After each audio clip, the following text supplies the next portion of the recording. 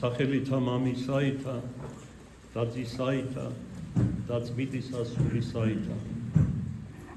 ღვთის მადლით მივახციეთ მეოთხე კვირიაგეს წმინდა დიდმარხვისა გარდავლეთ რა განზოგება ანუ გაშუალედება მარხვისა. ყოველივესთვის, ყოველ საშინა როგორც მოციქული გვასწავლით, მადლობდეთ უფალსა. მარხვის დასაბამისთვისაც, განზოგებისთვისაც, დასასრულისთვისაც და იმ ყველა ბრწყინვალე დღესასწაულს, რომელიც მიგველის ღვთისწყალობით თუ კი ცოცხლებით დავრჩებით. ეს ჩვენ არ ვიცით. დიდმარხვის მეოთხე კვირიაგეს წმინდა ეკლესია ჩვენი გვიწესებს მარხვის ამაღლებულ მაგალითად წმინდა და ღმერთშემოსილ მამას იოანე სინაელს, რომლის საეკლესიო ზედსახელია კლემაქსი, ანუ კიბის აღწერილი. თუ რად სახელს გვებს ამგვარად ეკლესია, ცოტა მოგვიანებით გეტყვით. ეს მამა ცხოვრობდა და მოღვაწეობდა მე-6 საუკუნის მეორე ნახევარსა და მე-7 საუკუნის პირველ ნახევარში. საკმაოდ დიდხანს იცოცხლა და ადიდებდა ღმერთსა და მრავალთაც მოაქცევდა თავისი წმინდა და ამაღლებული ცხოვრებით სარწმუნოებაზე. 16 წლის ჭაბუკი მივიდა სინას სავანეში.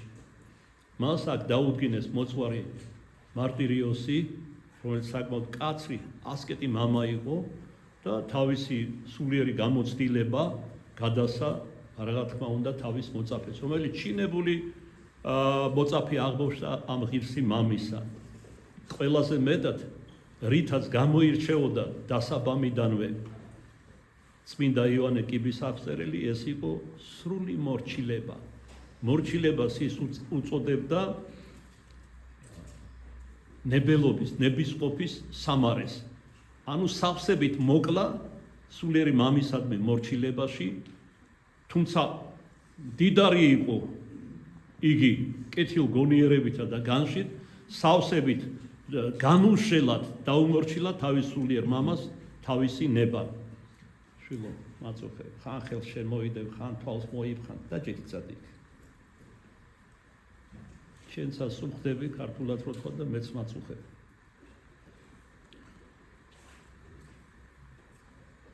ერთი სიტყვით სრულ მორჩილებას მიეცა. ამით ბაძვი და პიროყოლისა ჩვენი ცხოვრების წინამძღვარს ქრისტე მაცხოვარსა ჩვენსა, რომელიც მორჩილი იყო თავისი ზეციური მამისი, როგორც მოციქული პავლე ამბობს, მორჩილი ვიდრე სიკვდილამდე.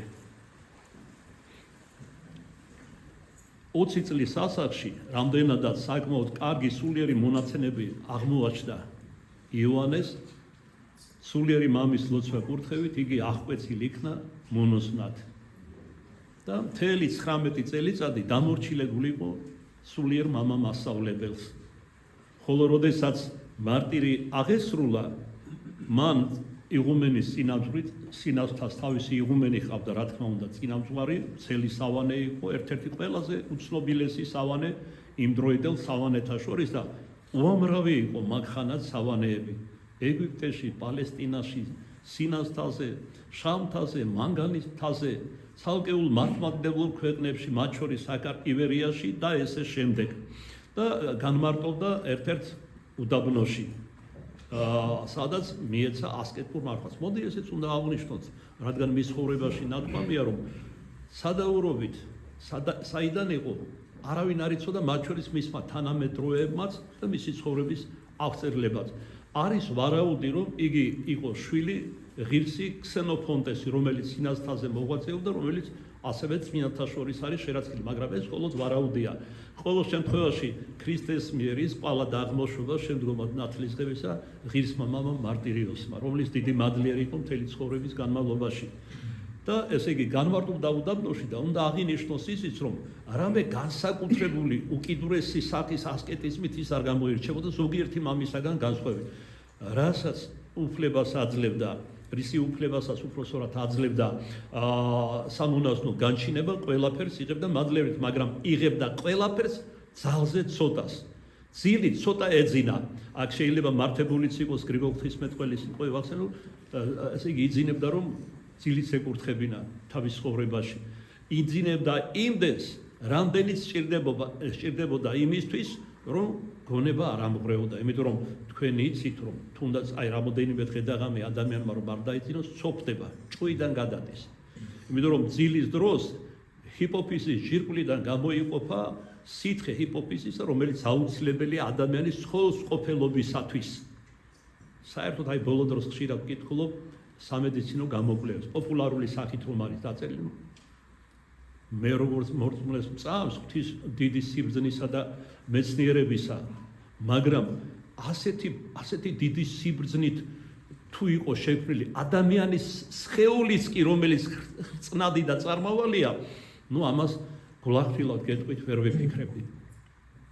ამიტომ აი დრო და დრო მე ჩავურთავ ხოლმე უფრო ოთხშაბათის საუბრებში ადამიანის ამა თუ იმ უბანზე ვსაუბრობ, არა მარტო სულის, არამედ სხეულზეც. ღვთის მადლით, აი ამას წინათ ვისაუბრეთ 2-3 შვიდეულის წინეთ ნერწმი. თითქოს არაფერია, მაგრამ რამხელა დანიშნულება აქვს ადამიანის ორგანიზმში. ნუ არ ვიტყვი რომ სასიცოცხლოა, მაგრამ არანაკლებ მნიშვნელოვანია. გულს და ტვინს ვერ შევადრი, მაგრამ არანაკლებია. თითოეულ უბანს, ორგანოს, გარეგანსა თუ შინაგანს თავისი დიდი გამართლება აქვს და დიდი სიბრძნითა და ღვთიური სიყვარულით არის შექმნილი. არ მინდა სიტყვამ შორს გაგვიტაცოს, კვლავ იოანესთან მოვბრუნდები. მან ამ უდაბნოში განდეგილობაში გაატარა მთელი 40 წელიწადი. უпростоროდ 20 წელიწადი და შემდგომად 40 წლიანი ბერმონოსნური მოღვაწეობისა ძმათა თხოვნით დადგინებული იქნა სინას მთის იღუმენად. მაგრამ დიდხანს არ დაჰყო წინამძღვრობაში სინას მთისა 4 წლის ძმებს თხოვა და ითხოვა განტევება წინამძღვრობიდან და კვლავ უდაბნოს დაუბრუნდა მისი გულისათვის სასურველად. რამდენადაც ერთგვარად თავშეკავებული იყო გარეგან ხორცელ ასკეტურ მოღვაწეობაში, იმდენად უსაზღვრო იყო მისი შინაგანი მოღვაწეობა. შეიძლება ითქვას მისი ცხოვრება ორიოდე შტრიხით რომ დავახასიათოთ ორიოდე სიტყვით, მან მთელი ცხოვრება განლო ლოცვაში, მარხვასა და ღვთიური დიდებულების და იდუმალების ჭრეტაში. განსაკუთრებულად უყვარდა მის სულს საღვთო ლიტერატურის კითხვა, წმინდა და ღმერთშემოსილ მამათა თხზულებებისა და აი ეს დიდარი გამოცდილება, რომელიც მთელი ამ 6 საუკუნის განმავლობაში დაეგროვებინა წმინდა მამებს და დაუმატა ამას თავისი პირადი სულიერი გამოცდილება ასკეტური ცხოვრებისა, ეს ყველაფერი გამოიხატება იმ ღვთივ შთაგონებულ თხზულებაში და ღვთივშვენიერ თხზულებაში, რომელსაც მან უწოდა კიბე. და რომლის მიხედვისად თავად მას უწოდა ეკლესიამ კიბის აღწერილი. მან დაგვიხატა 30 ხარისხი, 30 საფეხური სადაღმყვანებელი სულიერთა სათნოებათა. მაგრამ მხოლოდ სათნოებებზე არ არის მის ამ თხზულებაში საუბარი. აქ ასევე საუბარია იმაზე, თუ როგორ მოვერიოთ ღვთის მადლით ბნებებს და მანკიერებებს. ბროდ და შეუფერებელ გულის სიტყვებს, ისეთებს როგორიც არის მაკროვანებისა, გემოთ მოყვარებისა, სიძვისა, ვერცხლის მოყვარეობისა, რომელსაც პავლე მოციქული ამბობს, რომ ძირია ყოველგვარი ბოროტებისა, აპარტავნებისა, პატივმოყვარეობისა და პირყოლისა 8 უმთავრეს ვნებასთან როგორ ვიბრძოდეთ. ამას გარდა და პარალელურად წმინდა მამამ გადმოგვცა, თუ როგორ მოიპოვოთ საკუთარ თავში, საკუთარ სულში ისეთი ღვთივშვენიერი სათნოებები, როგორიც არის უბიწვება, სიმშვიდე, უმანკუება, თამდავლობა, ურისხველობა, მარხვა, ლოცვა და ესე შემდეგ და ასე და ამგვარად 50 სულიერი საფეხურის, ანუ სათნოების და მიხედვით ჩვენ წარვემართებით ზეციური სასუფევლისკენ. ჩვენი წინამძღვარი ამ გზაზე ქრისტე მაცხოვართან ერთად, აქ შესავალში პავლეს სიტყვებიდან წერილიდან ეპისტოლიდან ვახსენეთ, ჩვენი ცხოვრების წინამძღვართან იესო ქრისტესთან ერთად ჩვენი თანაწარყვანებელი ამ ღვთისმსულიერ გზაზე სათნოებათა არის პირველ ყოვლისა ღვთისმშობელი მარიამი, ცოცხალი მაგალითი, ღვთივსათნო ადამიანისა, ღვთივსათნოწმინდანისა, რომლის სახელშიც კი გამჟღავნებული არის ღვთიური სათნოებანი.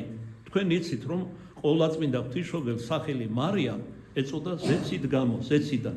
ღმერთმა უწოდა თავად მას სახელი თავარ ანგელოზ გაბრიელის მიერ, საზოგადოდ ანგელოზები მსახურისულები არიან შორის ღვთისა და ადამიანისა, მაგრამ თავარ ანგელოზი გაბრიელი თქვენ ალბათ უწყით, რომ იყო საკუთრივ მსახური ყოვლადწმინდა ღვთისმშობელ მარიამისა.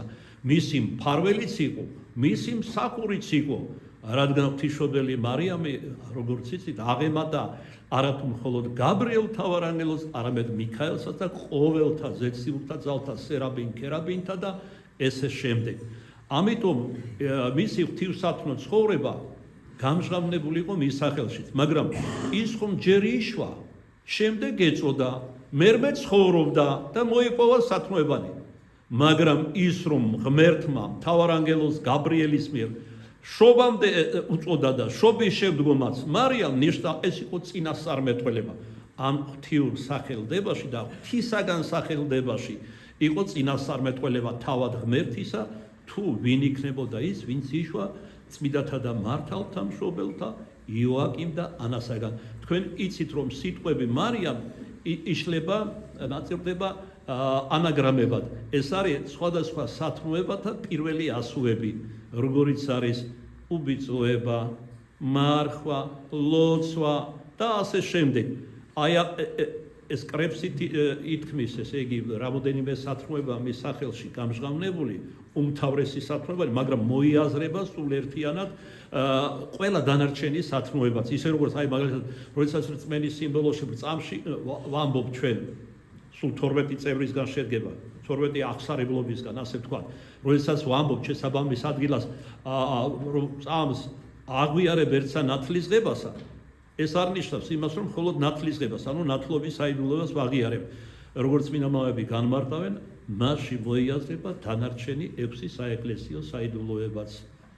ნათლისღებაც, მირონცხებაც, ზეთის კურთხევაც, გლობაც, სამღვდელო ხელდასმა, ქორწინება, ზიარება.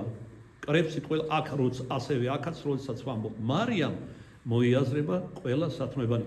ის რომ ის სათნოებათა მიერ ფერადად და მშვენიერად შეიმყოფოდა, ნაწინასწარმეტყველი იყო ჯერ კიდევ დავითს წინასწარმეტყველთან. დააზრდა დედოფალი მარჯვენით შენსა, შემოსილი სამოსლითა ოქროსითა და შემკულდა შემოსილ ფერადად. ღმერთს მიმართავს დავის წინასწარმეტყველი, რომლის მოდგმაშით მოვიდა თავადუფალი ჩვენი იესო ქრისტე, შენს მარჯვენით დადგაო შენი ყოვლადწმინდა დედა, რომელიც შემკულია ფერადი და მრავალფერი სათნოებებით. ასეთი უნდა ყოფილიყო. ეხლა ზოგიერთები იტყვია, რომ ასეთი თუ მეც არის იტყვის, ასეთი თუ უნდა ყოფილიყო, სად არის მისი დამსახურება? ღმერთმა უწყოდა მისი ნება საით მიიდრიგებოდა. ქონდა თავისუფალი ნება ყოვლადწმინდა ღვთისმშობელს, რა თქმა უნდა. თავისუფალი ნება ქონდათ ანგელოზებთაც. მაგალითად, ლუციფერი ყველაზე ახლო მდგომი ანგელოზი უფალსაბაოთან. ქონდა რა თავისუფალი ნება, იგი კი არ დარჩა ჭეშმარიტებაში, როგორც წმინდა წერილი და მათ შორის პავლე მოციქული გვასწავლის, არამედ განიდრიკა ღვთისაგან. მან წარმოიდგინა, რომ ღმერთს გაუტოლდებოდა, ამ პარტავლებაში ჩავარდა, მოიხიბლა იმ დიდებით და იმ ღირსებით, იმ მადლით და სინათლით, რომელიც ღმერთმა უხვად მისცა მას, ყველაზე უფრო მეტად მას მისცა უხვად. ესე იგი, ნახეთ, თავისუფალი ნება ჰქონდა, მაგრამ მან არჩევანი გააკეთა ბოროტებისაგან. ღვთისმშობელი მარიამი, მასაც ჰქონდა არჩევანი. მან მიიღო სულიწმინდის მოქმედება და ამაში დიდი დამსახურება მისი მართალი მშობლებისაც, მაგრამ არა იმდენად მშობლების, იმიტომ რომ დიდხანს არ უცოცხლეთ, რადგან ასაკში მიეცათ ღვთისმშობელი მარიამი და იძლიერდებოდა არა მარტო ადამიანთაგან და არა იმდენად ამასაც ვიტყოდი, როგორც ზეციური ძალებისაგან. კერძოდ, რომელსაც 3-4 წლის მიიყვანეს ტაძარში აღთქმისაებრ, მისი მართალი მშობლებისა, დაუსხლდა ხელიდან ზაქარიას და შევიდა იქ, ეს ღვთის მადლით მოხდა, სადაც თავად მღვდელმთავართან, მათ შორის ზაქარია მღვდელმთავარი, მამა ივანე ნათლისმცემლისა წელიწადში ერთხელ თუ შევიდო და როდესაც წილისყრით მღვდელმთავარი იყო. ხოლო ყოვლადწმიდა მარიამი ყოველ დღე იყო იქ და დღეღამის დიდ ნაწილს წმინდათაში ატარებდა, რომელიც წინასახია ქრისტიანული საკურთხევლისა. აქ ის კითხულობდა დღემუდამ წმინდა წერილს, ლოცულობდა განგრძნობით, ან ეზრახებოდა ზეციურ ძალებს და პირველ ყოვლისა ანგელოზთა შორის გაბრიელს. ამ გზითაც მზადდებოდა როგორც მომავალი დედა ღვთისა, ვიდრე არ დადგა დღე, როდესაც მთავარანგელოზმა გაბრიელმა უჩვეულოდ მოიკითხა იგი. თქვენ იცით, რომ ამის შემდეგ დაწინდეს იოსებ მართალზე, როგორი ღვთისგანგებულება აღსრულდა ტრედი, რომელიც სახია სულიწმინდისა, როგორ დააშლა კვერცხზე, თუმცა იქ სხვა მოხუცებულებიც იყვნენ მართალნი იოსებისა, აქ ყველაფერში ღვთის ხელი და ღვთისგანგებულება უნდა წავიკითხოთ. არავინ არ არის შერჩეული შემთხვევით, არც მშობელი, არც დამწინდველი, არც მთავარანგელოზი. ეხლა ზოგიერთმა იკითხა, თვალებზეც დაეწერა, როგორ არაფერს არ ჭამდა, თუ ადამიანი იყო, თუ თავისუფალება, თუ ხორცი ესხა, არ ჭამდა, კი, დღეში ერთხელ. როდის მას როგორც შეწირო ქალწულს, მასთან მიქონდა ულუფა, რომელიც ეკუთვნოდა, მაგრამ ამასაც კი ის მოწყალებაში არ იგებდა. აბა როდის ხაჭამდა, რას მიირთმევდა, რას იღებდა? მთავარანგელოზი გაბრიელი ასაზრდოებდა მას. აი ხარების ფრესკაზე თუ ხატებზე დაგვირვებულ ხართ, რომ კალათი უჭირავს და სეფის კვერებია კალათში. ამით ეს ჭეშმარიტება ეს მინდა გარდამოცემაა დამოწმებული იკონოგრაფიულად. და ამ გზითაც ამზადებდა არა მარტო მის სულს, არამედ ხორცთაცა ღვთისმშობელ მარიამისა, როგორც მომავალ დედა ღვთისას. რატომ ასე განსაკუთრებით და უჩვეულოდ, რადგან მან ხომ ლიტონე ადამიანი არ უნდა შვას, მან ხო ქორწინებისაგან არ უნდა შვას, მან მუქორწინებელმან და ქალწულობის დამარხველმა, რომლის აღთქმას მთავარანგელოზ გაბრიელის თანდასწრებით მისცა ღმერთს წმინდა წმინდანში, სრულიად უჩვეულო სახით მუცლად უნდა იყოს ერთი სამებისაგანი, ესე იგი მაღლისაი, როგორც წინასწარმეტყველები თქვა გაბრიელ მთავარანგელოზმა. და კერძოდ მისთა ქალწულებრივთა უბიწოთა და წმიდათა სიცხლთაგან იგსოვნა ხორცნი თვისნი ერთმა სამებისაგანმა. ამიტომ მისი სისხლის განწმედილი იყო ყოველივე ნასხამი, არათუ სული და სულიერად მხოლოდ იყო განწმედილი, არამედ ყოველივე ნასხამი და პირველ ყოვლისა სისხლი. სისხლს აქვს უდიდესი სასიცოცხლო მნიშვნელობა ადამიანისთვის. არა მარტო იმ თვალსაზრისით არის მნიშვნელოვანი, გენეტიკურ ინფორმაციას ატარებს, ამიტომ არამედ იმ თვალსაზრისითაც, როგორც მაგალითად წმინდა მღვდელმოწამე სერაფიმ ჩიჩაგოვი გვასწავლის, რომელიც პრაქტიკოსი ექიმი იყო, რომელმაც ესე იგი მოკლედ შეგახსენებთ ამ წმინდა მამაზე და ძალიან მნიშვნელოვანი აზრი გამოთქვა თავისი პრაქტიკული გამოცდილება, არა მარტო თეორიულად, არამედ პრაქტიკული გამოცდილებიდან. ეს არის მკურნალობის საიდუმლო, რომელიც ექიმების უდიდესმა ნაწილმა და თანამედროვე მედიცინამ ნაკლებად სანსულად არ იცის გულახდილად რომ. ესე იგი ეს იყო არისტოკრატი ადამიანის თავისი ნებით წავიდა პირველ მსოფლიო ომში სამშობლოს დასაცავად, სამშობლოს ინტერესებისა. იქ ნახა უამრავი სიკვდილი, დახოცილი ახალგაზრდები და ისე ემოქმედა მის სულზე, რომ ღმერთს აღთქმა მისცა, თუ შენი ნებით ცოცხალი დამთავრდები, მე შევალ სამედიცინო სასწავლებელში, წარჩინებულად დავამთავრებ და გავხდები პრაქტიკოსი ექიმი. და აღთქმა მისცა, რომ ბერად აღიკვეცებოდა და ქალწულობას დაიმარხავდა. ღმერთმა კეთილინება თავისი განგებულებით, რომ ის ცოცხალი და ჯანმრთელი დაბრუნებულიყო ომის შემდგომ.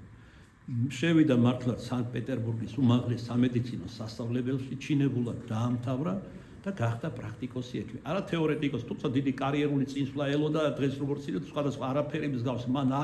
მან აღთქმა მისცა ღმერთს, რომ ის ემსახურებოდა პირდაპირი გაგებით ესე იგი ერს. როდესაც საბატყოფოდან წერდნენ, როგორც განწირულს სიკვდილისთვის, ის იღებდა ასეთ განწირულ ავადმყოფებს და ცოცხლებში რჩებოდნენ მისი მკურნალობის მეთოდით. 10,000-ობით ადამიანი გადაარჩინა აშკარა სიკვდილს. რა თქმა უნდა, მას ძალიან ბევრი მტრები ჰყავდათ. აი ეს როგორც დღესაც რომ გამოჩნდეს, ვინმე ღვთისმიერი ექიმი, უამრავი ბიზნესმენ ექიმი ეყოლება მტერი. აი მაგალითად არის ზოგიერთი ისეთი წამალი, მაგალითად პროსტატის ჯირკვლის წამალი, რომელიც შექმნა ჩვენმა თანამედროვე ახალგაზრდა გოგონამ, მამა პროსტატის კიბოთი გარდაეცვალა და მან აღქმა მისცა ღმერთს, რომ როდესაც იგი შექმნიდა წამალს პროსტატის მკურნალს. მართლაც ღმერთმა გონება გაუხსნა და ძალიან მარტივი წამალი დაამზადა, რომელიც მკურნავს პროსტატას. მას სადა რომ ლიცენზია მოეპოვებინა, კატეგორიული არათუ უარი მიიღო, არათუ დაუპირის, არათუ მტრობა ჰქონდა და სხვა, საბოლოოდ ციხეში მოხვდა ამ გამოგონების გამო. წარმოიდგინეთ თქვენ, რატო? იმიტომ რომ თუ ამ წამალს იხმარს, ავადმყოფი, რა თქმა უნდა ეს ძვირად ღირებული წამლები პროსტატის არავის არაფერში არ დაშირდება. ეს კი ბიზნესია. ეხლა მე ჩემ თავზეც ვიტყვი, შაქარი რომ აღმომაჩნდა და მე ერთხელ მოგიყევით, სულიად შემთხვევით გავიგე, მეგობარი მიყვებოდა, ჩემი მეჯვარი და ჩამოთვალა, რა ნიშნები ახლავ მე. ისე ვკითხე, თავაზიანობის ჩამოვიდა, მეგონა ჩემზე ლაპარაკ, ესე იგი მეც მაქვს. იმ დღესვე დავორიგე ჩვენ მოკვლევს, იმ რომელსაც საზომი ჰქონდა შაქრის, მოვიდა, აღმომაჩნდა 155. დღეს მაქვს 385-იც. ეს ჩემი ვარაუდია, მე მტკიცებას ვერ დავიწყე, რომ მკურნალობა და ამ წამლების მართ დავიწყე, უფრო ამიწია შაქარმა. რაღაც ვირეშმაკობაა ჩადებული ამ ეგრეთ წოდებულ მკურნალობაში. ანუ სხვანაირად ამას ქვია თანამედროვენი სამედიცინო ბიზნესი.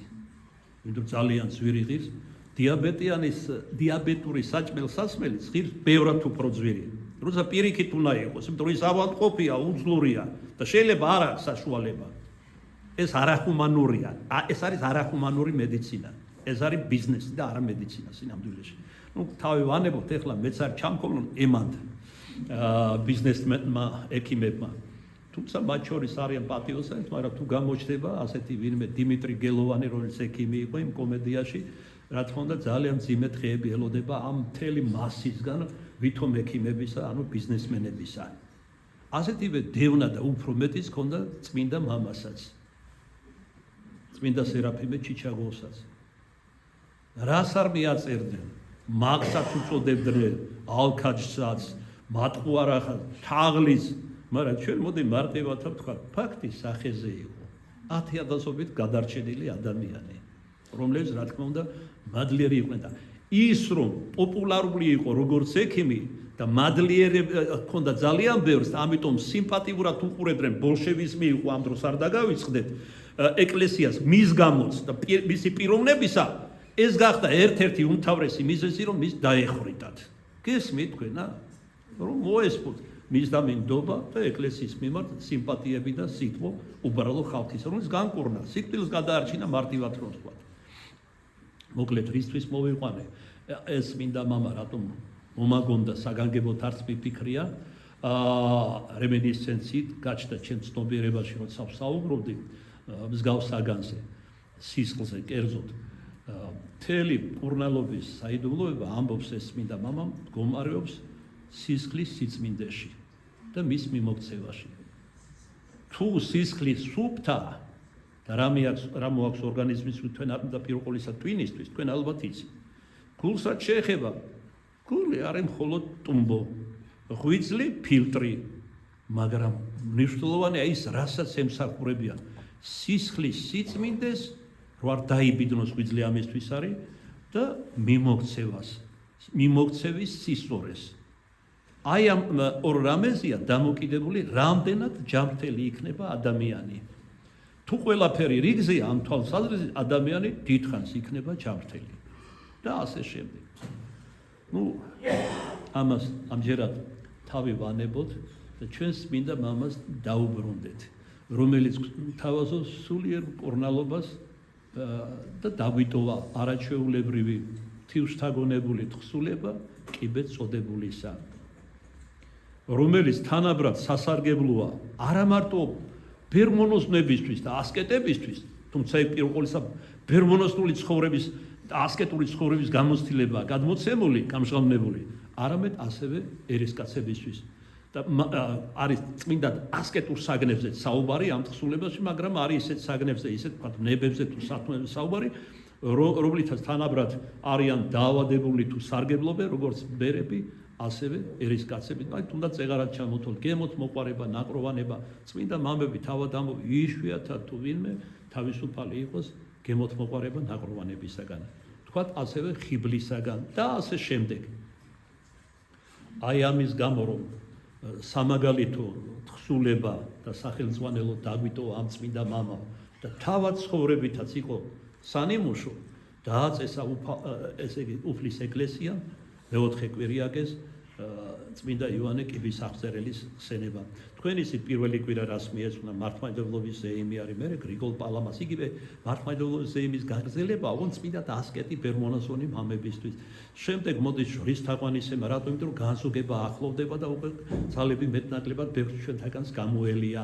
ზოგმა ჭოჭმანი დაიწყოს, გააგრძელოს თუ არა მარხვა, ნუ იყვნენ კიდეც კურთხევები აიღეს შიგადაშიგ ზოგიერთებმა. შემდეგ მოდის ხსენება მარიამ ეგვიპტელისა დღეისორს, იმიტომ რომ ეს სახია სინანულისა. თქვა იოანეს სინელი თუ არის სახე ასკეტური ცხოვრებისა პირველ ყოვლისა მარხვისა, მარიამ მეგვიპტელი სახი არის არა მარტო მარხვის ლოცვის და ასე შემდეგ, არამედ სახი არის იგი სინანულისა. უდიდესი მეძავი როგორ შეიქმნა, უდიდესი წმინდა, რომელიც ლოცვის დროს ჰაერში მაღლდებოდა, წამის ყოფაში ასეულობით კილომეტრს გადიოდა. დინარეზე როგორც ქრისტე მაცხვარი ფეხო დაუტოლველი, ძველ ქართულად რო თქვა, ფეხ დაუსველებელი გადადიოდა და წინასწარმეტყველებდა როგორც აწმყოზე, ისე მომავალზე და ისე წარსულზე.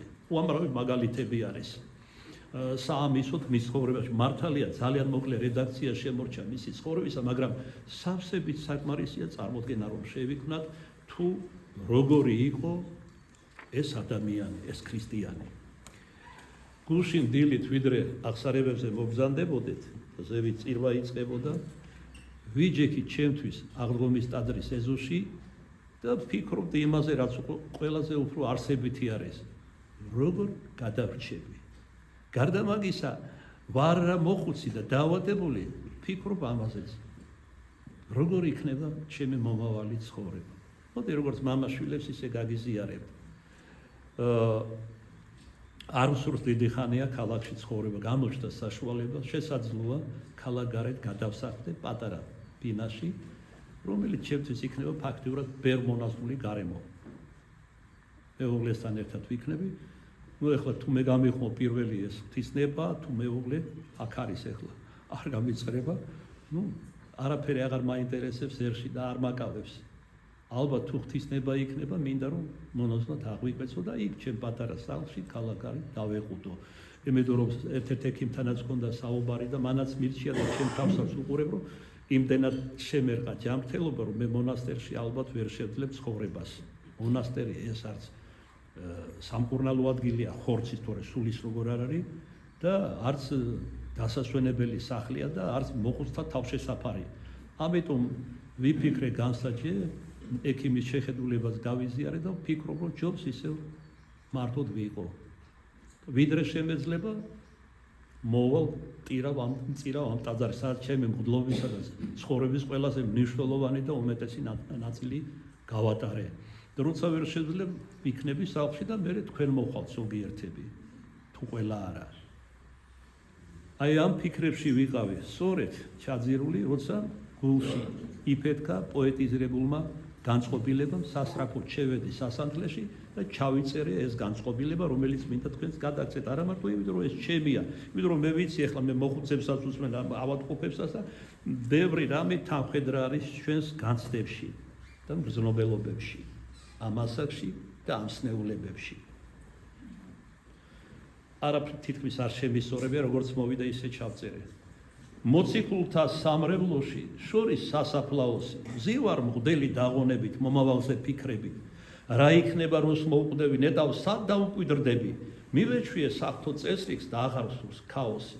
გული ჩემი მიეწება მოყვას, ვით ლოკოკინ, ამაში მარტო ოჯახი არ იგულისხმება, თქვენც იგულისხმეთ, რა თქმა უნდა, თქვენ ახარ მე მყავს ორნაირი მოყვასი, ხორციელი, ცოლ-შვილს გულისხმობ, შვილიშვილებს და სიძერძლებს და თქვენ სულიერი შვილები ჩვენი და მრევლი ამ ტაძრისა.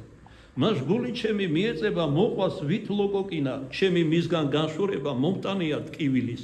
უიმისოდ ჩემი ყოფნა არის თითქოს სიცბილი, თუმცა ღმერთო, უშენობა ეს უყვია სიკვდილი. შენეს ძალგით შეგვიწყალე მეც და ჩემი მოყვასიც. ცხონება ხომ წყალობა არა დამსახურება ჩვენთვის ვნებულს, გაკრულს ჯვარზე ხელით ნაცევს ლოყაშიც, გეწყალვის და გებრალება დაცემული ცოდვაშიც. შენ საუფლოს მიგვაქციე ქნული ხელთა შენთანი, დაგვავიწყე დედამიწა ჩვენი ცოდვა ვნებანი, დავიღალეთ და დავშვერით მოუკლებლად ყველანი, ღმერთო მოვეთ და მაცხოვნეთ მეც და ჩემი მოყვასიც. რა ვიცი რომ წარმოვიდგენ ხოლმე სულ აქ ხომ არ ვიქნები, დადგება დრო განშორებისა. როგორ იქნება? აი ხშირად მიფიქრია, ასე ხომ არ მოხდება რომ აბსოლუტურად ყველა ცხონდებით. დავუშვათ ცხონდი. შეხვედი ღვთის ნებითა და განგებით 60-ში. მაგრამ აი რომელიღაც შენი მოყვასი თქვა შვილი, და, ძმა, სულიერი შვილი, სულიერი ძმა ვერ ცხონდა. რამხელა ტკივილია. როცა სასულიერო სემინარის პირველი კურსის სტუდენტი ვიყავი, მე ერთ-ერთ მოძღვარს ცნობილი იყო თავისი განსავლულობით და სულიერებით, ეს კითხვა დაუსვი, აი რაც თქვენ ეხლახანს გითხარით. და როგორ იქნება მეთქი, როგორ ვიქნები გახარებული 60-ში რომ ცხონდე, თუ ვიცი რომ მაგალითად შვილი ჩემი არ არის იქ, წყარწყდა უფრო მეტიც, არა უბრალოდ არ არის, ჯოჯოხეთშია. და მან მაშინ განმემართა რომ თითოეული ადამიანი დედამიწაზე აკეთებს თავის არჩევანს.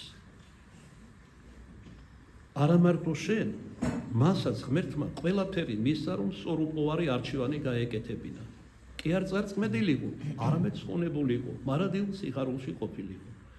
ისე როგორც შენ ეცემოდი და გაყენებდა უფალი, გაძლევდა მაგალითებს საკუთარი ცხოვრების მიხედვით, სხვების მაგალითს გაძლევდა, გულისხმაში გესაუბრებოდა, გეზრახებოდა, წმინდა მამებიდან გაძლევდა დარიგებებს, წარე გამოცდილებიდან და ასე როგორც ზოგჯერ ნუგეშინის ცემასაც გაძლევდა, მოგიმდოვრებდა ხოლმე განსაცდელებს, რომ დაფიქრებულიყავი და მადლიერების გნობა, მადლიდან მოდის მადლობა ღმერთს ქართულში, მადლიერების გნობით კვლავ ღმერთისთვის მიგემართა. ეს ხდება მთელი ცხოვრების განმავლობაში, ძილში თუ ღვიძლში. მაგრამ თუ შენ არჩევანი არ გააკეთე, სინდისის, კეთილგონიერების, ადამიანობის, სარწმუნოების, შენი და ღვთის სასარგებლოდ, ღმერთი რატომ უნდა განეკითხო? აი როგორც ფსალმოსში ამბობს უფალი, სოდვილთანო ერთგზის და მრავალგზის მივედი და არაინება მიღება ჩემდა. უფალი მრავალგზის მოდის. ეხლა რომ საუბრო, მე ხო ბიოგრაფიას არ გეყვებით ამ გაგებით. ღვთისას გეუბნებით, არა? ესე იგი ღმერთი საუბრობს თქვენთან. რამდენად კარგად გადმოიცემა, ეს უკვე ჩემზეა დამოკიდებული.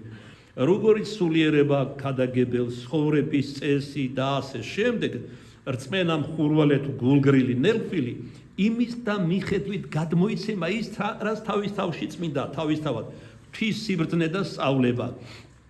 ამიტომ ამბობს მოციქული პავლე, მანო ნუ ყველა მოძღვრით, ის ვინც სოდავს და არ ნანობს, დენო იქადაგებს ღვთის სიტყვას. ასე კი არ ვამბობ, რომ უცოდველები ვართ, ქადაგებლები.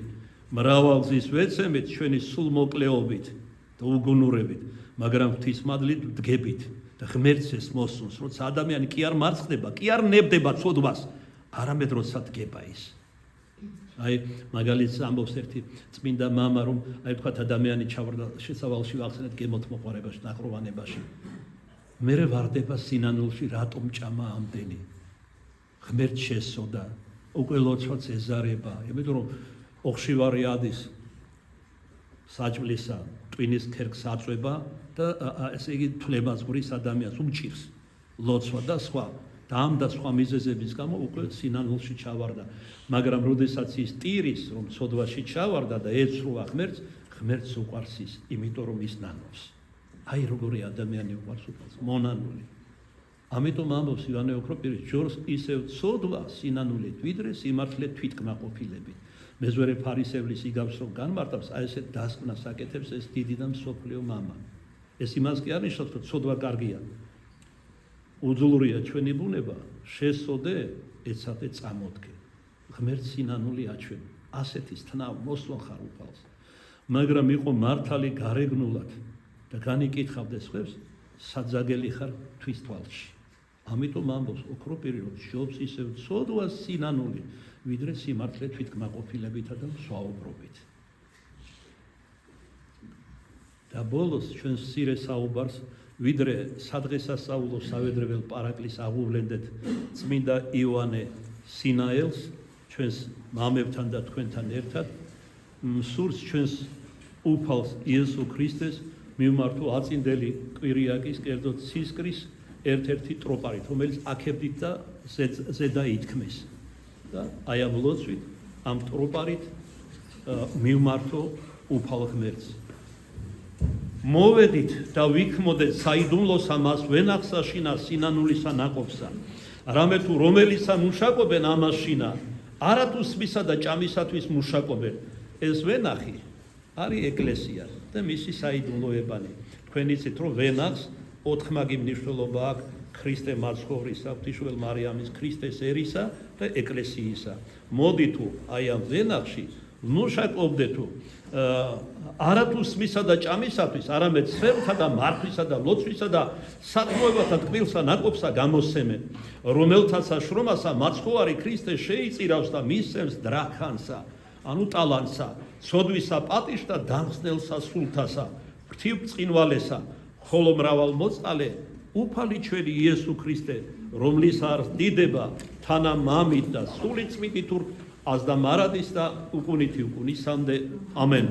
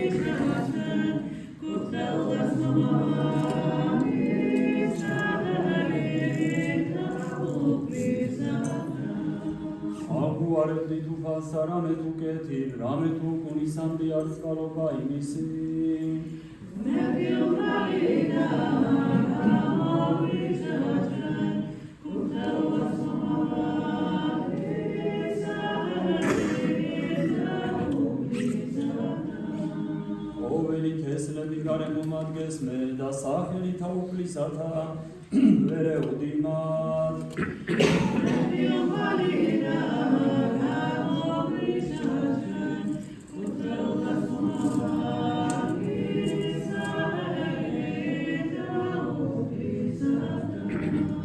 Aram okudi aram etsonte da gamskune mesakmeni uplisani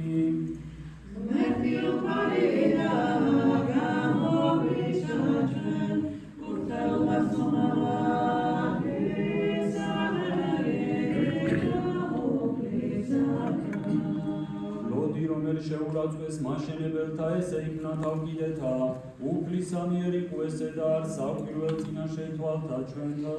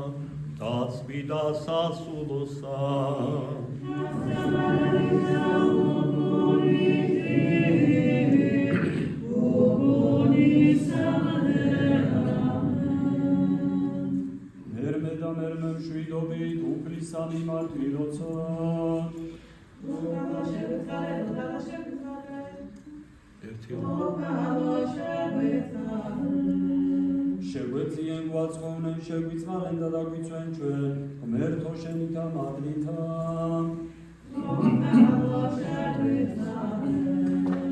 ობლად წმიდისა უხსნელისა უფროისა კურთხეულისა დიდებულისა დედუფლისა ჩვენისა ღვთისმშობელისა და მარადის ქალწულისა მარიამისა და ყოველთა წმიდათა მომხსენებელთა თავისთვის ნიდა ურთიერთობს და ყოველი ცხოვრება ჩვენი ქრისტესა ღმერთსა ჩვენსა შევედგნე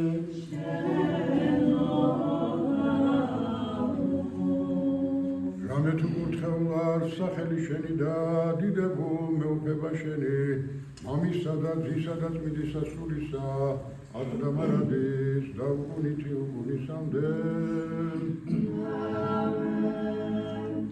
მოხედე სიბრძნით წარდგომად სარმონი დავითისი პატიოსან არწინა შეუფლისა სიკვდილით წმიდათა მისდანი პატიოსან არწინა შეუფლისა სიკვდილით წმიდათა მისდანი უგალობდით უფალსა ღირს მიმისნი პატიოსან არწინა შეუფლისა სიკვდილით წმიდათა მისდანი Adiosana arzina sheuflisa.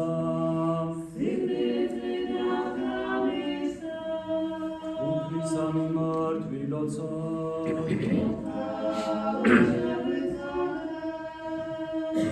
რამე თუ წვიდა ხარშენეთ მერთო ჩვენო და რომელიც წვიდა თაშორის განისვენებ და შენ დადიდებალს აყვავლეთ მამისა და ძისა და წმინდის ასულისა ასდა მარადის საუკუნეთი გუგუმისამდე Ოველი სული აკებდით უფალსა.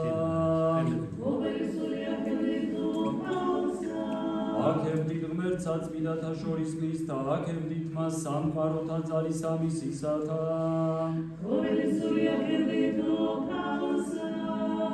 ოველი სული Iisus moca ჩვენ დასმენა წმინდის სასახარებისა, უფალსა ღმერთსა ჩვენსა ვევედრნეთ.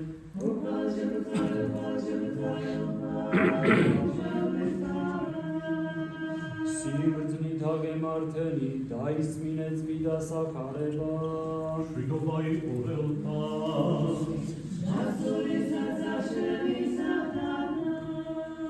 ლუკასაგან წმინდის სასახარებისა საკითხავი.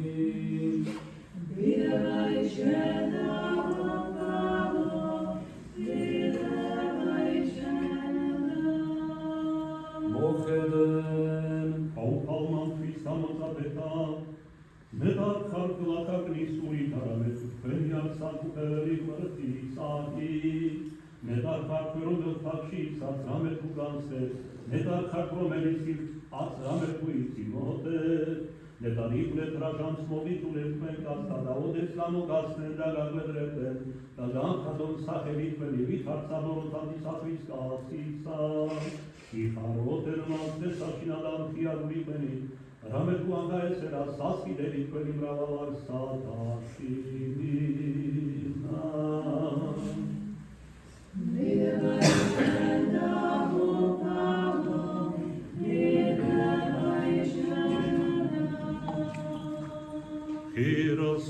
Mama, Ioane sine loco, evet retmer sačven tvi.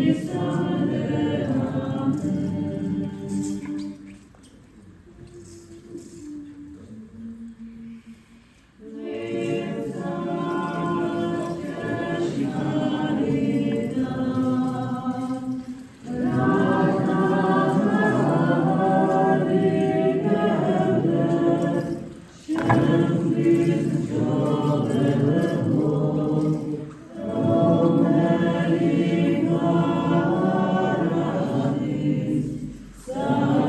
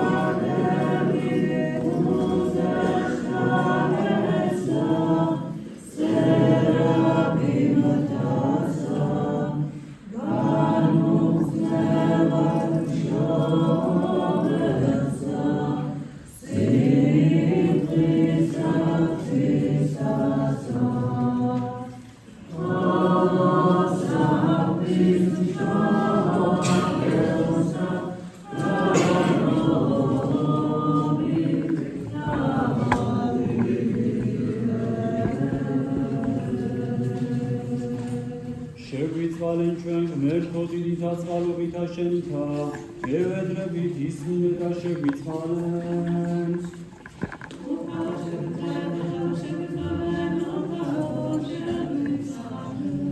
მერმეცა გევედრებით მღვდივდაცულისა ერისა ჩვენისა მეუფებისა და მხედრობისა მისისათვის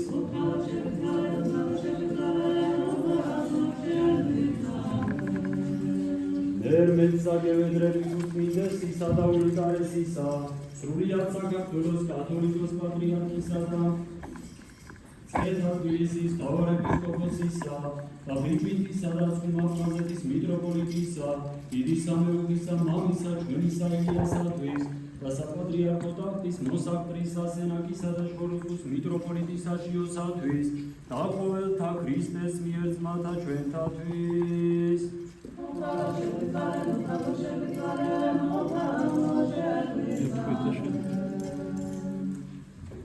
მერმეცა გევედრებით წყალობისა, სიცოცხლისა, მშვიდობისა, სიმღერისა, სრულებისა, შეძენისა, შენდობისა და მიტევებისა, სოდვათასა, მონათა მუსტისათა, აქამ მდგომარეთა, რომელნი მოერიან შენ მიერ დილსა და მიწასა სხვარობასა.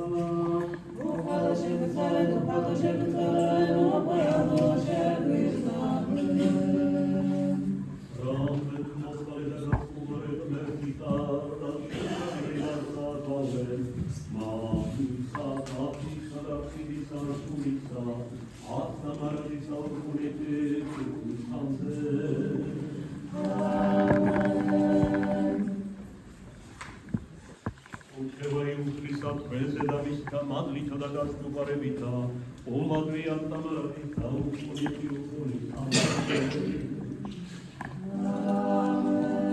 იდევაი შენ და ქრისტეს მერქოს ასწორება ჩვენო დინება შენგან. დედა მამასადაც სადაც მიდაცა სუსად სამარადის და უკუნეთი უკუნი სამეარენ, უკალა შეგვიწყალენ, უკალა შეგვიწყალენ, უკალა შეგვიწყალენ, საფეიქნა უპრისათა,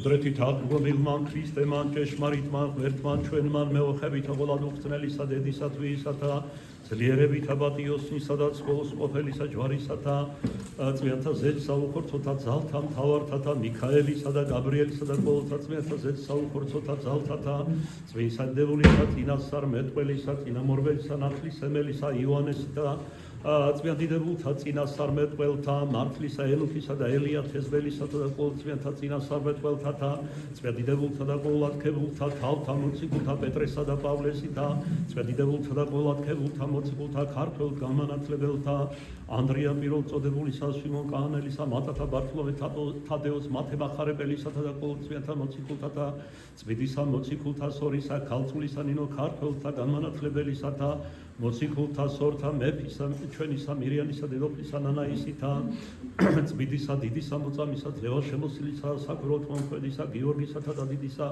ქალწულ მოწამისა ბარბარესთა სენთა და ბუქთა მკურნალისათა დიდ მოწამისა მეფისა ჩვენისა არჩილისათა ყოველწვიანთა მოწამეთათა წვიანთა შორის მამათა ჩვენთა მსოფლიოთა დიდთა მოწვართა და მღვდელთავართა გრიგორი ღვთისმეტყველისა და ივანე ოქროპირისათა წვიანთა შორის მამისა ჩვენისა ნიკოლაოს პირველუკის მთავარეპისკოპოსისა საკვირველთ მოქმედისა და მსრავლჩენწისათა და ყოველწვიანთა მღვდელთავართათა ღირსისა მამისა ჩვენისა ივანესა და ზენისა მისა 12 მოწაფეთა და ღირსთა მამათა ჩვენთა მთაწმინდელთა ივანე ექვთიმე გიორგი გაბრიელისათა წვიანთა შორის მამისა ჩვენისა გაბრიელ აღსარებელისა სალოისათა წვიანთა და მართალთა მშობელთა ღვთისა და იოაკიმ და ანაისითა ღირსისა მამისა ჩვენისა ივანეს სინელისა კიბის აღწერელისა ღირსისა მამისა ჩვენისა გაბრიელ სირისა გარეჯელისა ლექთაგან წაებულისა ღირსისა ალექსე ღვთისკაცისა წმიდისა მოწამისა მარინისა რომელთა ხსენებას აღვასრულებ ჩვენ დღეს და წვიანთა შორის მამისა ჩვენისა ივანე ოქროპირისა კონსტანტინოპოლელი მთავარეპისკოპოსისათა და ყოველთა წმინდათათა შეგვიწყალნეს და გვაცხოვნეს ჩვენ ვითარცა საფიერას და გასწუყარე.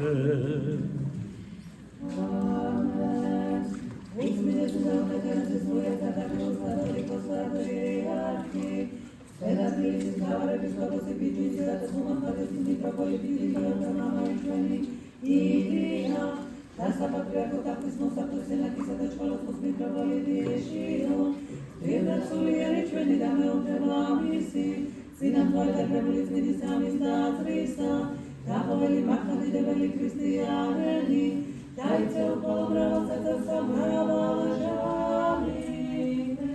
ამით განსხვავდა დღევანდელი საკვირაო წირვალოცო გეწეოდეთ კვირის მადლი და მეუღლეყოთ წმინდაი მამაი ჩვენი იოანე კიბის აღწერილი. Რამდენ შვიდეულში საკმაოდ უხვი დღესასწაულია. 4 შაბათს იქნება პირველ შეწირულის ლიტურგია. შაბათს ღვთისმშობელ მარიამის დაუჯდომელის დღე არის და წირვა იქნება. კვირას თავისთავად დღეისორს იქნება კვირა მარიამ ეგვიპტელის ხსენება და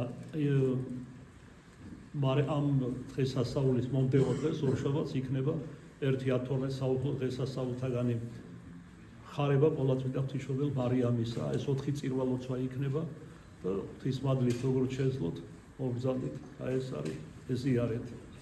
წმინდა ზიარება ვინც მიიღო სამადლობელი ლოცვით მოისმინოს. დიდება ის შენ და ღმერთო, დიდება ის შენ და ღმერთო, დიდება ის შენ და ღმერთო.